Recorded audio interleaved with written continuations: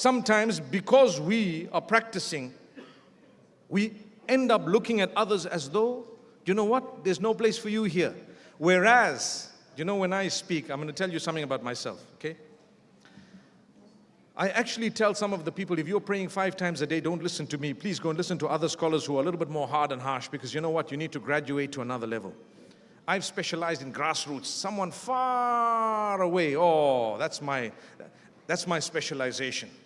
I'm going to come to you. I'm going to make you feel so loved by Allah. And I'm going to come to you and make you feel like you have these opportunities you definitely need to seize. And I'm not going to say statements that will chase you away from the deen, but I'll keep reminding you in a positive way, because the world is filled with so much distraction and it has so much of hopelessness in it that if I were to offer you some hope, I'm quite sure you would relate to it and you'd come.